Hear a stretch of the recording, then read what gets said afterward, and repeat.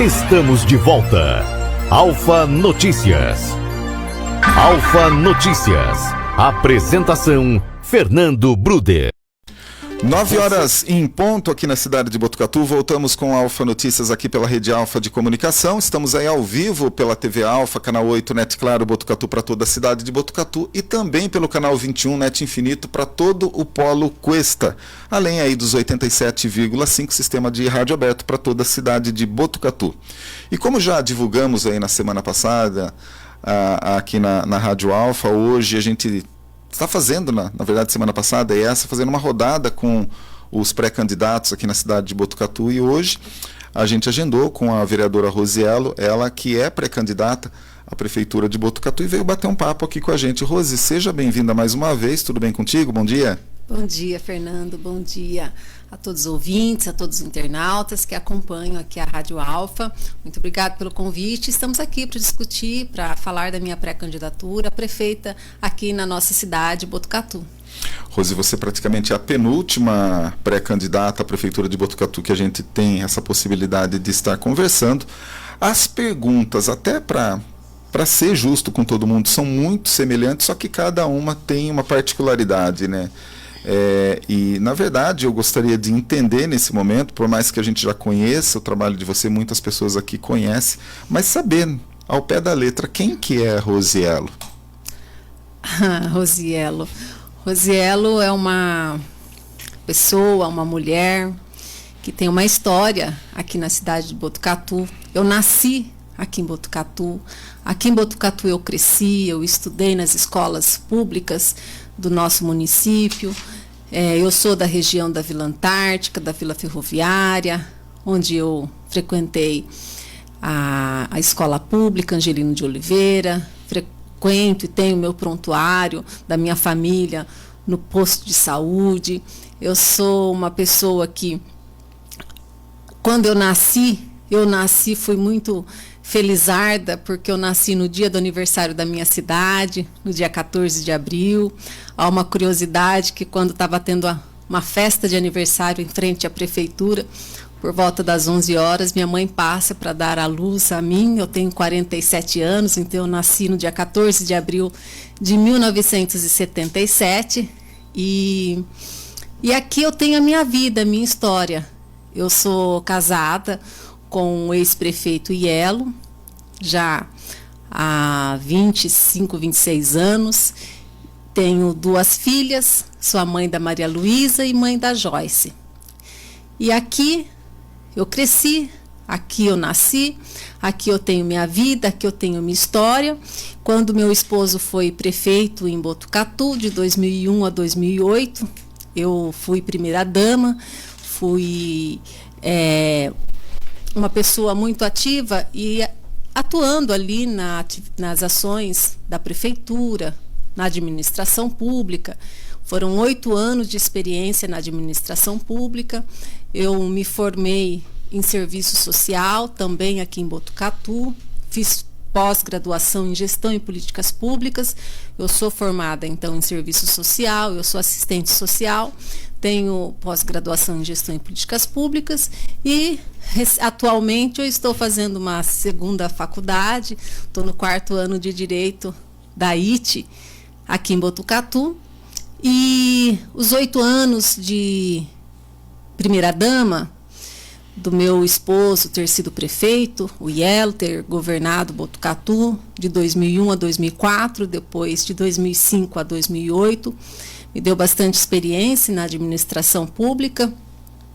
Quando fizemos diversos trabalhos, né, na prefeitura, e eu particularmente algumas ações específicas no fortalecimento, por exemplo, da assistência social, na implantação das políticas públicas de assistência social, fortalecimento da nossa lei orgânica da assistência social, da implantação dos programas do Sistema Único de Assistência Social, os programas sociais, e dada a minha formação também. E 2013 eu entro como vereadora, fui eleita em 2013, Fiz o primeiro mandato, fui reeleita para o segundo mandato e hoje eu estou no meu terceiro mandato de vereadora. Esse ano concluo 12 anos de mandato de vereadora. E aí, somado, então, aos 8 anos, quando eu estive na prefeitura com meu esposo, governando Botucatu, nós podemos dizer que eu tenho 20 anos de experiência na administração pública, com a experiência no Poder Legislativo, conhecendo as demandas da nossa cidade, porque aqui eu nasci, aqui eu cresci, aqui eu estudei, aqui eu tenho a minha história e aqui eu posso contribuir como pré-candidata a prefeita para a nossa cidade. Uhum. Eu costumo, já falei diversas vezes aqui no nosso informativo, no nosso jornal, a respeito da carreira do político, né? Eu acho que para ele entender como que funciona, ele deveria começar pela vereança, né? Passar pela vereança, passar por uma prefeitura, após isso galgar deputado, e por aí até chegar realmente o cargo de presidente da República, se assim quisesse, né, para entender como que funcionam as coisas dentro da política, sem menosprezar o que é mais importante ou menos importante, né, mas eu acho que deveria ter esse traço e também deveria ter um requisito mínimo de informação da pessoa, né. Eu sei que todos nós podemos, de certa forma, galgar um cargo, digamos assim, de vereador, mas acho que é importantíssimo a gente saber pelo menos o que a gente vai fazer lá dentro, ter um mínimo conhecimento, né? E de repente uma faculdade, um estudo, um curso, seria interessante para isso. Bom, mas Rose, na verdade, além do óbvio, né, da carreira que você tem dentro da vereança em Botucatu, por que você quer ser prefeita de Botucatu? Porque eu quero ser prefeita de Botucatu, porque chegou a hora de Botucatu ter uma mulher que possa governar a cidade, uma mulher que tenha a experiência que foi adquirida ao longo de uma história, né? Uma história que não foi sozinha, foi com muitas pessoas, foi com grupo, foram com servidores da prefeitura, foram com a experiência que eu tive na prefeitura, na Câmara Municipal, e porque eu ouço as pessoas, eu ouço a população, eu ouço os funcionários, os servidores da prefeitura, e a gente sabe, conhecendo como que funciona a máquina pública, conhecendo a gestão pública, devido inclusive à minha formação, há que se fazer muitas coisas para o interesse da população. A população é aquela que paga os seus impostos, e a população de Botucatu é uma população compromissada, ela paga regularmente seus impostos, a dívida ativa é o mínimo que existe no município. Quando se faz um refinanciamento, a população tem a preocupação, vai lá e coloca em dias, mas no geral a população ela tem o compromisso com o pagamento dos seus impostos. Essas receitas que entram no caixa da prefeitura, elas precisam ser muito bem administradas, elas precisam ser muito bem aplicadas para o serviço público que vai de encontro à necessidade da população. Então eu ouço a população. Agora mesmo eu entrando aqui na rádio, então eu vi uma moça ali fazendo a limpeza na guia, e eu perguntei para ela o que ela acha que Botucatu mais precisa. Ela ficou pensando, e aí eu falei para as mulheres, ela falou emprego. Então, é isso, a gente tem que ouvir qual é a necessidade. Então, as mulheres querem emprego, as mulheres elas passaram a se inserir no mercado de trabalho, e nada como uma mulher governando que possa entender a necessidade da outra mulher. E não só da mulher, do jovem, do adolescente que está buscando a sua formação, que já está ali naquela juventude do aprendiz, precisando de trabalho. Muitas vezes é um jovem que ajuda a família, que ajuda os pais no sustento da família, e os pais também, né?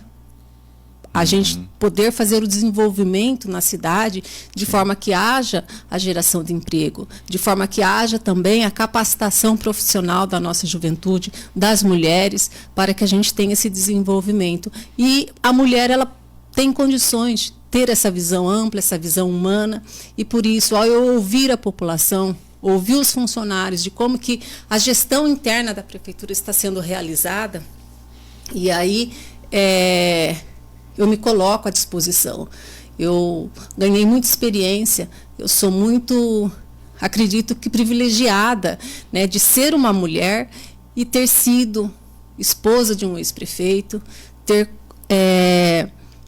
compreendido, ter a oportunidade de estar dentro de uma prefeitura, compreendendo como funciona a prestação dos serviços na área da educação, com a Secretaria de Educação nas escolas do município, na área da saúde, a Secretaria Municipal de Saúde, nos postos de saúde, nos convênios, na gestão em secundária, terciária, também nas outras áreas, turismo. Nossa cidade tem um potencial turístico muito grande que a gente precisa dar condições, explorar esse potencial para um desenvolvimento econômico, turístico, sustentável.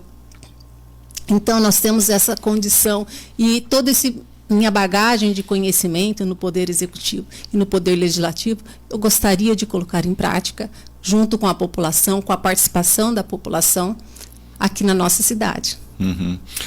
Botucatu, na verdade, nunca teve a possibilidade de ter uma prefeita, né? Acho que todo esse lastro histórico, político aqui da cidade de Botucatu sempre teve homens no comando, né? E para a gente, pelo menos, passar um norte nessa questão, Bauru hoje tem a prefeita Suelen, né?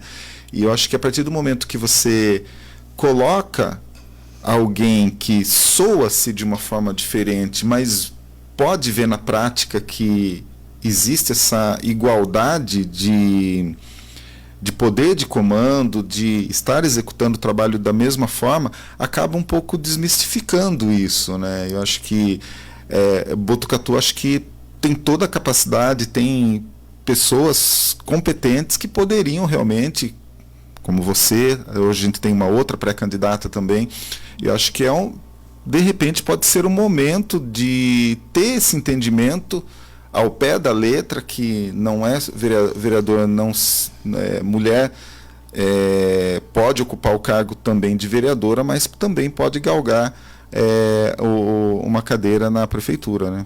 Olha, a vida da mulher na política nunca foi fácil.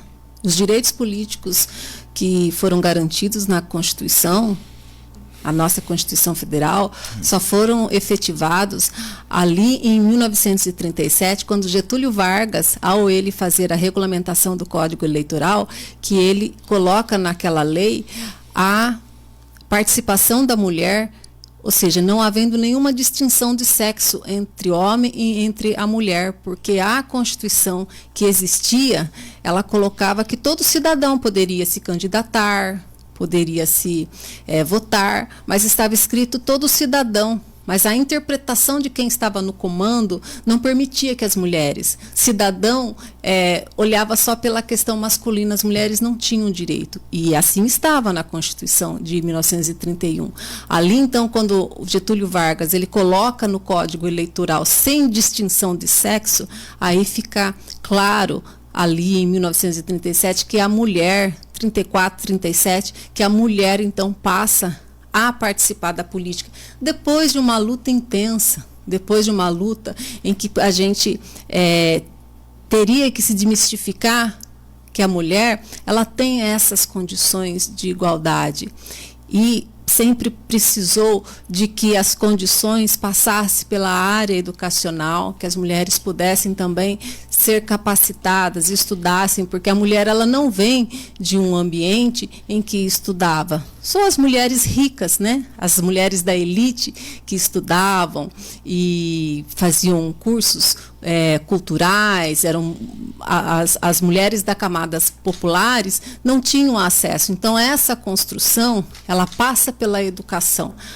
A partir do momento que as mulheres passou então a estudar, a ter acesso à educação, a partir do momento que as mulheres passou a conhecer o espaço onde ela tem que estar inserida para que possa ter um exercício de cidadania, uma transformação na sociedade, as mulheres passaram a ganhar o mercado de trabalho, as mulheres passaram a entender que a política é um meio para transformar a sociedade onde ela está inserida, uma sociedade onde ela enxerga que ela é mãe, que ela é avó, que ela tem filhos, tem marido. E as políticas públicas nas diversas áreas, na educação, na saúde, elas têm que ir de encontro a essas pessoas. E somente é a política que faz essa transformação. Por quê? Porque é ali que está entrando o dinheiro público, é ali que precisa de um planejamento. E a mulher, então, passando a se capacitar, a compreender como funciona, ela buscou, então, esse espaço. E a legislação eleitoral, ela vem cada vez mais aprimorando a possibilidade e dando oportunidade para as mulheres se candidatarem e participar da política. Mas ainda, nós sofremos muito, porque nós sofremos muita violência política. Eu, na Câmara Municipal, sofro violência política desde o meu primeiro mandato. Vereador que menospreza o conhecimento da mulher, a capacidade da mulher e a possibilidade da mulher se expressar, dizer o que pensa, se manifestar. Então, a todo momento, a gente tem que estar vigiando, porque ainda tenta-se fazer com que a mulher não tenha condições. Mas hoje, em Botucatu, nós temos uma mulher que tem condições de governar nossa cidade. Uhum. Por isso que eu me coloco à disposição como pré-candidata a prefeita de Botucatu, pela minha experiência na administração pública, pela minha experiência no poder legislativo. São dois poderes independentes, mas que devem atuar em harmonia, prefeitura e Câmara Municipal, porque prefeitura ela tem a caneta e o dinheiro da população para executar os projetos e as obras, e a Câmara Municipal ela tem a lei e a fiscalização do seu trabalho. E a pessoa que tem a possibilidade de compreender esses dois órgãos, o executivo e o legislativo, acaba tendo esse privilégio, porque a gente consegue governar uma cidade pensando nela num todo, dar agilidade para a prestação de serviço público. Então, a mulher, ela passou a buscar o mercado de trabalho, passou a compreender a política pública, passou a compreender a política como um espaço de transformação. E eu tive essa oportunidade, eu estou tendo essa oportunidade, então chegou a hora da Rosielo se colocar como pré-candidata a prefeita, todo esse conhecimento adquirido, colocar em prática agora para executar junto com a população de Botucatu. Uhum. Botucatu é uma cidade uma cidade de médio porte praticamente, que já tem problemas de cidade grande, mas ainda tem muita coisa boa em Botucatu. O que você acredita que Botucatu tem de melhor? Botucatu tem de melhor? Olha, Botucatu tem muita coisa boa. Como eu disse, nosso potencial turístico, ele é maravilhoso, a nossa serra é maravilhosa. Isso a gente poder explorar turisticamente, para que o país todo conheça a nossa cidade, venha visitar nossa cidade, venha deixar os recursos do turismo para o crescimento, que a gente possa crescer em geração e emprego nessa área turística, na área de hotelarias. Esse assim, é um ponto maravilhoso da nossa cidade. Outra coisa também é que a nossa cidade ela tem um potencial de crescimento industrial muito grande. No governo do meu esposo, nós chegamos a construir o Distrito Industrial 3, passou-se quase 20 anos, agora nós temos o 4. Nós teríamos que estar construindo o Distrito Industrial 5. Por quê? Porque Botucatu tem esse potencial de crescimento industrial, de empresa subsidiária também, e isso gerar emprego para a nossa cidade. Então, Botucatu tem, olha as empresas grandes que nós temos, Embraer, Caio, Eucatex, essa empresa, elas têm as outras subsidiárias, então nós podemos oferecer isso para a nossa cidade, esse crescimento, esse desenvolvimento. Mas, assim, da população, eu acho que a população de Botucatu, eu tenho a convicta certeza que o mais bonito da nossa cidade é a solidariedade da nossa população. Botucatu, nossa população, sempre foi muito solidária. Quando eu estava na administração da prefeitura, era presidente do Fundo Social de Solidariedade, fazia as campanhas sociais de solidariedade, de campanha do agasalho, arrecadação de brinquedos, campanhas de brinquedos, diversas ações sociais no inverno, para poder fazer também a compra de agasalhos infantis, de bebê, que era muito difícil. Ainda é, né? Então, a comunidade, as mulheres se reuniam comigo e a gente fazia, o nosso trabalho era tudo voluntário. As mulheres ajudavam o Fundo Social. Quando saímos às ruas para fazer a campanha do agasalho porta a porta, chegávamos a arrecadar 150 mil peças. Nós tínhamos roupas para poder acolher e aquecer a nossa população necessitada durante todo o inverno, e a gente ainda ficava com um bom estoque guardado para para outros períodos, que a gente ainda atendia as entidades sociais, atendia o albergue dos migrantes que passavam por lá, e também nós tínhamos a parceria com a nossa cidade irmã, em Botumirim. Então, todo ano, na campanha do agasalho, eu encaminhava em torno de 10 mil peças de roupas de agasalho para essa cidade em Botumirim, porque Botumirim, nós temos vários moradores de Botucatu, ali do Jardim Brasil, que são de Botumirim.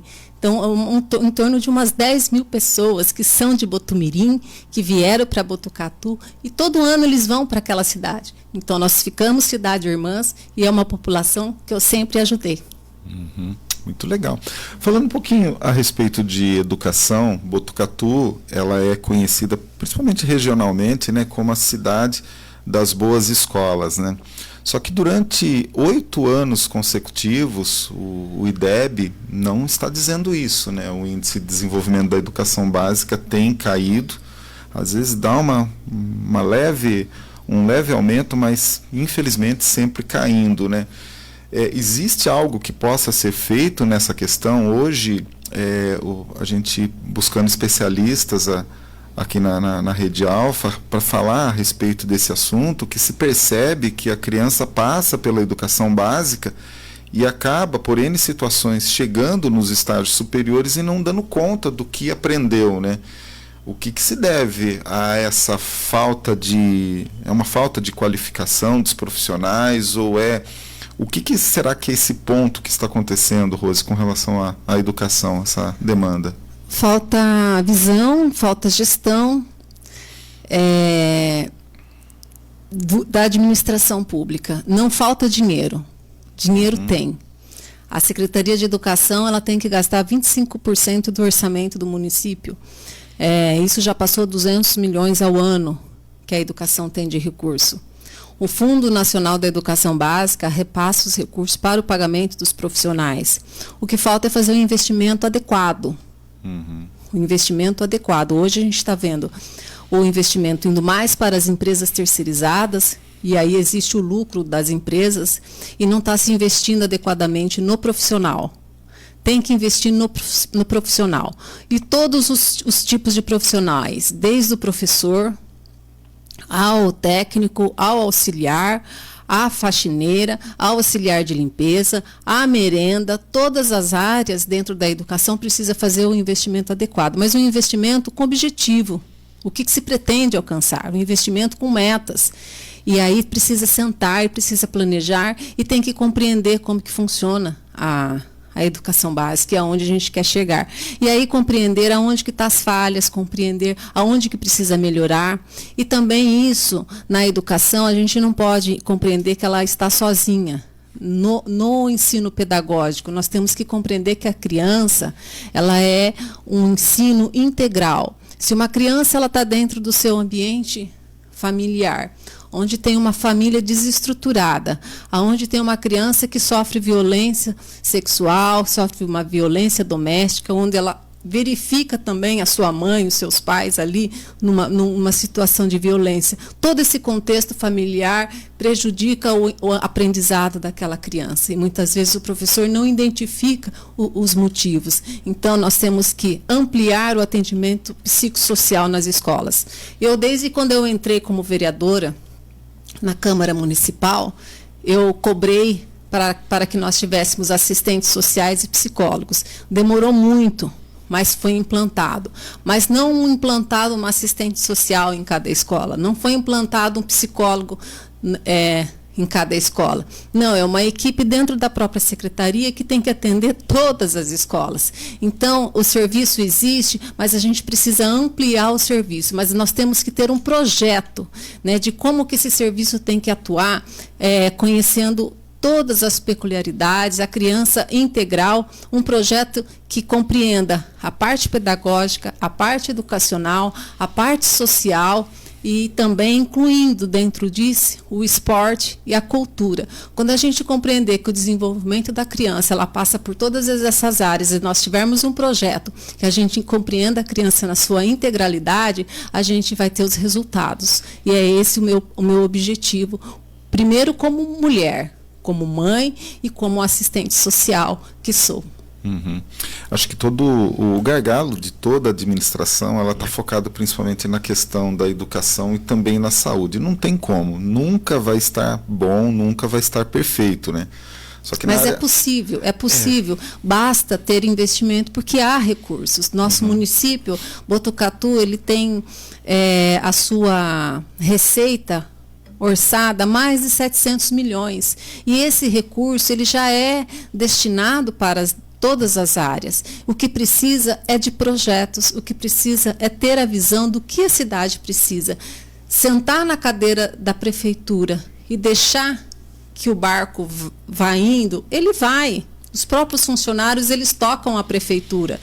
Por isso que existe de um prefeito, de uma prefeita, que sente nessa cadeira, mas que direcione esse barco para onde precisa ir. O que é que nós queremos? Se a educação, como você falou, ela sofre a baixa nos seus resultados, por que está acontecendo isso? Na minha opinião, é falta de fazer investimento adequado, baseado em projetos, ter uma gestão qualificada para que a gente possa, então, atender a necessidade. Por exemplo, creche. Toda criança tem direito ao ensino infantil e também o direito à creche. Nós temos um déficit de vagas de mais de 400 crianças. Então, o que a gente verifica? Então, aluga-se casas, coloca as crianças, contrata a empresa terceirizada e coloca as pessoas para trabalharem, mas são pessoas que não têm a capacitação, não foi dada a capacitação. É assim que nós queremos acolher nossas crianças? Ou nós queremos acolher as nossas crianças construindo um espaço adequado, construindo uma estrutura de creche onde tenha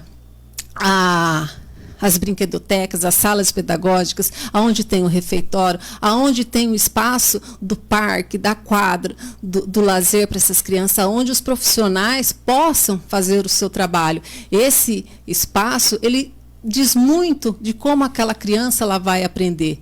Mas a fila está tão grande que há necessidade de alugar o imóvel. Sim, emergencial sim, mas nós temos que planejar a construção das creches. Nós temos que diminuir essa fila, nós temos que zerar a fila de creches da nossa cidade. E aí eu acho que a visão de uma mulher é perfeita para que a gente possa avançar nesse sentido e planejar. É possível, inclusive, Fernando, a gente saber quantas crianças vão nascer em determinado período e quantas crianças vão precisar de creche em determinado período, porque se a prefeitura ela tem a Secretaria de Educação e ela tem a Secretaria de Saúde, que são duas secretarias, órgãos internos da própria prefeitura.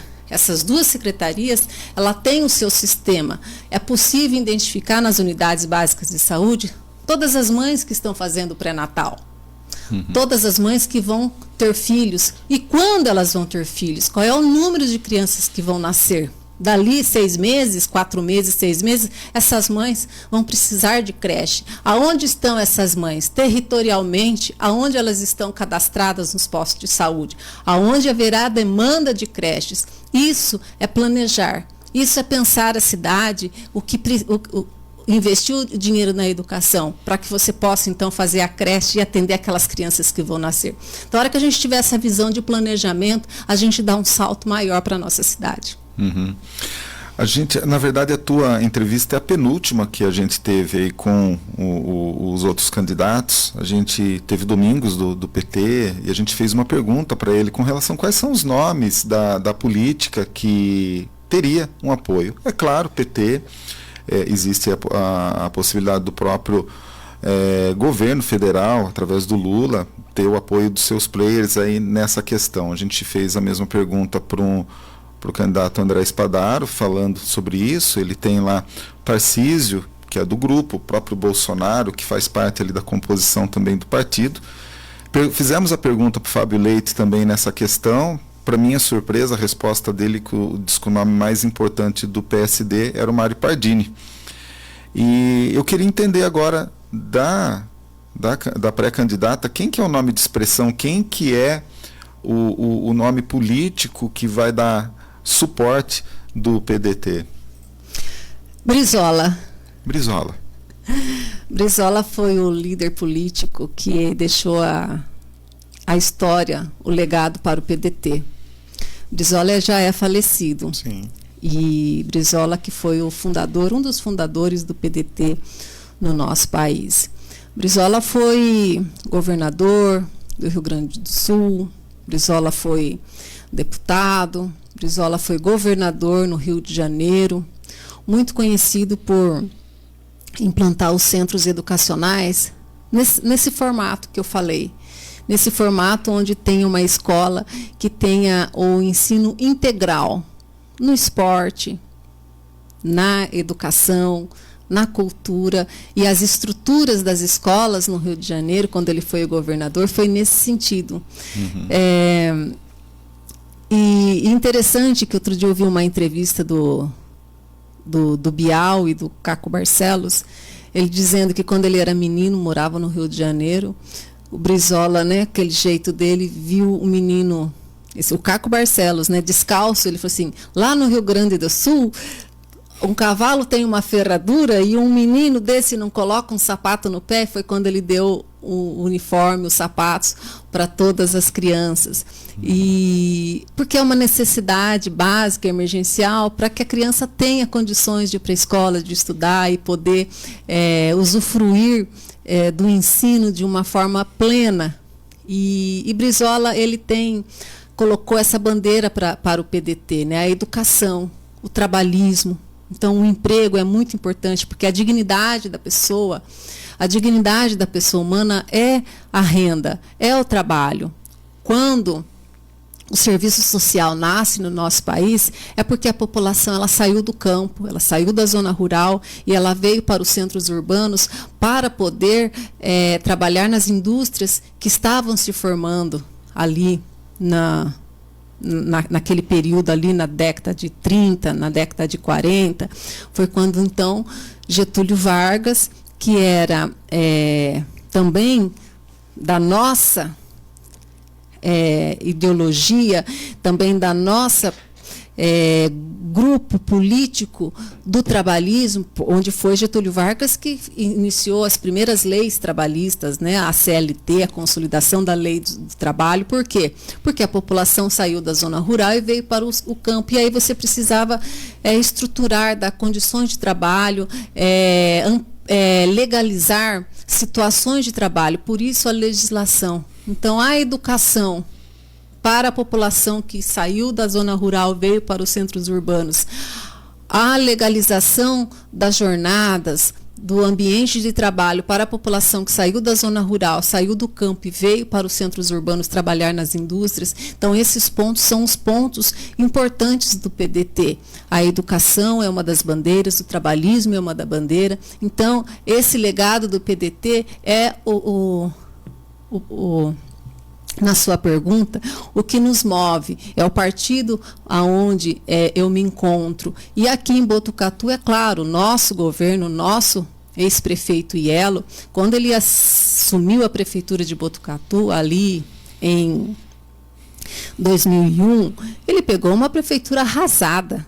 Ele pegou uma prefeitura desestruturada com as suas finanças com mais de 45 milhões de dívidas, a folha de pagamento dos funcionários eram 2 atrasadas. O comércio de Botucatu não vendia para a prefeitura. Por quê? Porque a prefeitura não pagava, não tinha.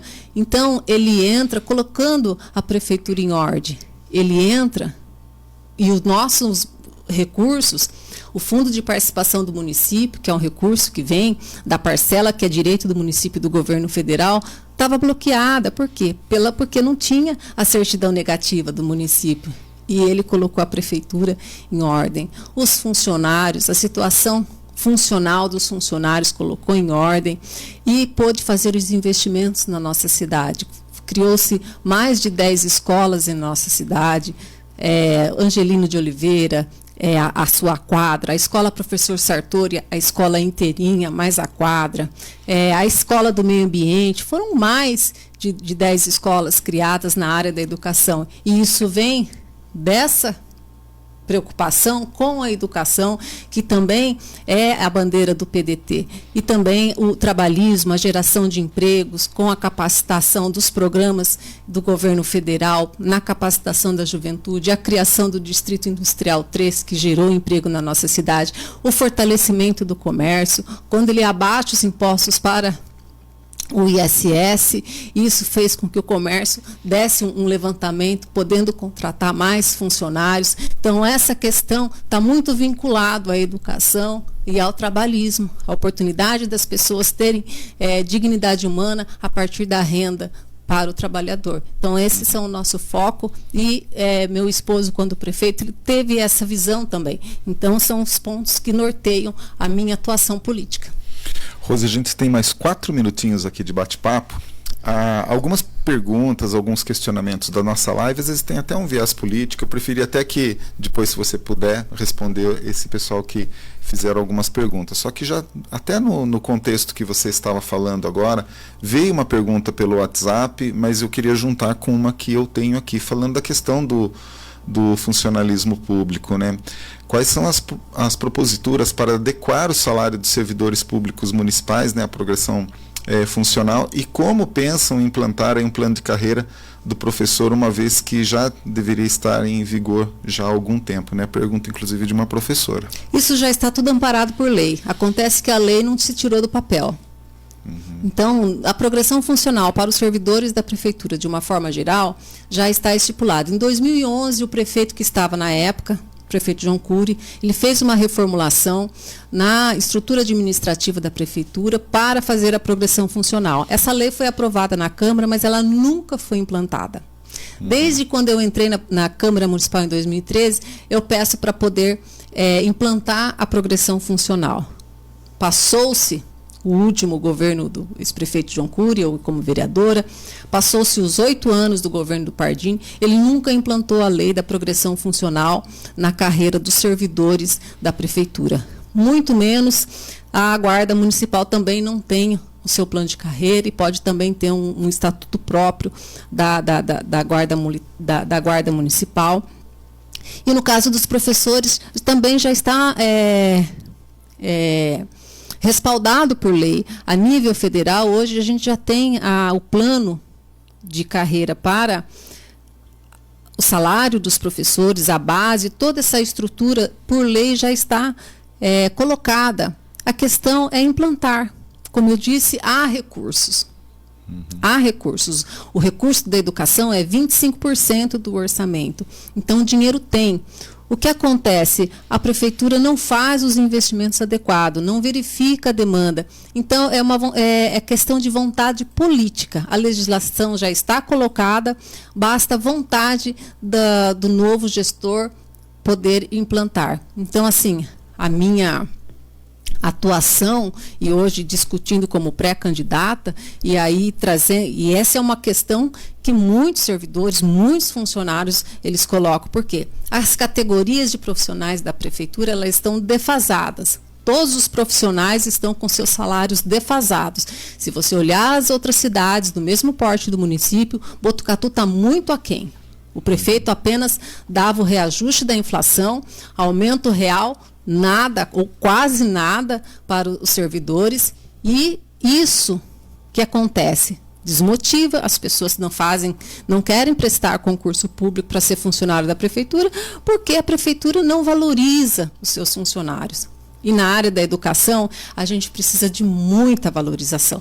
Valorização do professor, valorização do atendente de creche. A gente precisa ter o atendente de creche concursado, capacitado, porque nós estamos lidando com crianças, e respeitar a legislação, por exemplo, que são 7 crianças por um atendente. A gente está vendo 14, 20 crianças sendo atendidas por um atendente, e esse atendente vai sofrer problemas psicológicos porque não vai aguentar a carga. Então, são situações que uma mulher tem condições de enxergar, e a valorização do profissional passa por essa estrutura financeira da valorização do seu salário, dos seus direitos, que já estão amparados por lei, mas precisa colocar em prática, precisa tirar do papel.